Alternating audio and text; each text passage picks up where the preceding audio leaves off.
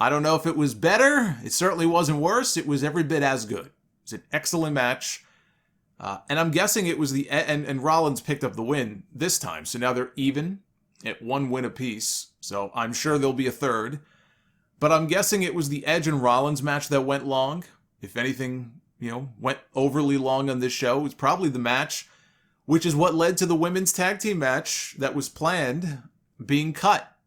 It was supposed to be Liv Morgan and Tony, and they never advertised this, but John Pollock at Post Wrestling confirmed that it was supposed to be Liv Morgan and Toni Storm against Carmella and Zelina Vega.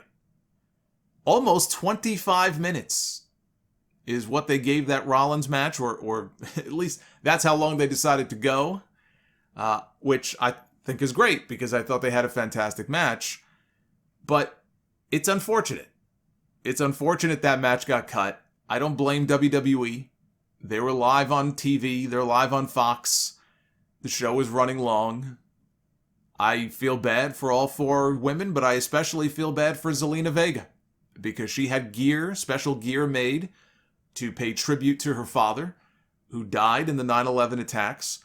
This was Madison Square Garden in New York on the 20th anniversary, the day before the 20th anniversary of the attacks in her hometown. And they had her doing press all week for this show. They used her to do press all week for this show, only for her match to get cut. It wasn't some nefarious thing on WWE's part. It's just one of those things that happens sometimes.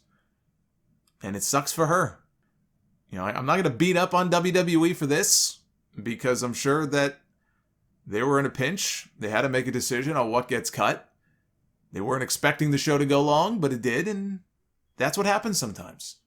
It's like when the women's match got cut from WrestleMania all those years ago. That was a really shitty thing, that they did to them. And there are times where they'll have certain segments on a pay-per-view.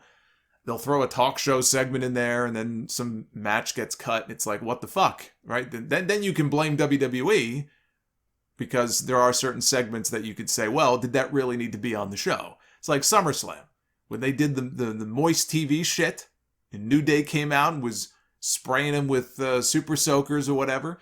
If there was a match that got cut on that show, then by all means, beat up on WWE, because there are segments like that have no business being on a show like that.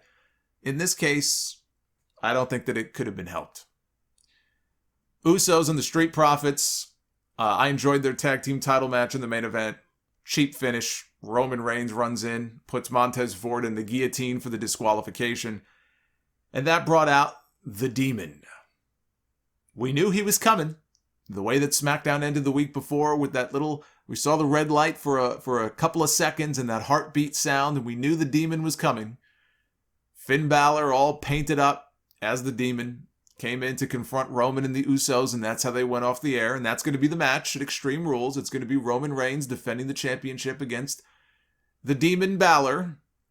My criticism of the Demon, the Demon persona, always had to do with the fact that there was never anything that really differentiated the way that Balor wrestled as himself from the way that he worked as the Demon character.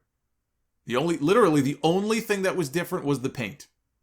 There was nothing else about the way that he wrestled in those matches that was any different than any other Finn Balor match. And I always thought that he should have wrestled like a wild man as the Demon. Like hardcore style. You remember the Smackdown segment many years ago where Mick Foley ripped off the Mankind shirt to reveal his Cactus Jack t-shirt?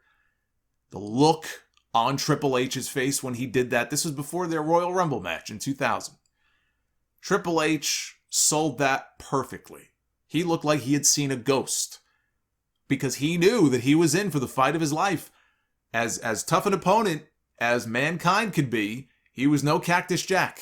The stories about Cactus Jack preceded him. He had this reputation as being this hardcore legend. You didn't want to mess with him. And I thought Triple H's facial expression just sold it perfectly. But that's the sort of thing I think that's missing from this Demon stuff. I didn't see no shocked and scared look on Roman Reigns' face. He just stood there staring at this fucking guy wearing paint on his face and his chest. He didn't look scared to me. He didn't look intimidated to me. He didn't back away. That's the biggest issue I have with the demon stuff. You know, and even if he can't use weapons and plunder because it's not a no disqualification match, it doesn't have to be hardcore. I'm just saying he should be more aggressive in some way to differentiate the demon from just good old regular Finn Balor.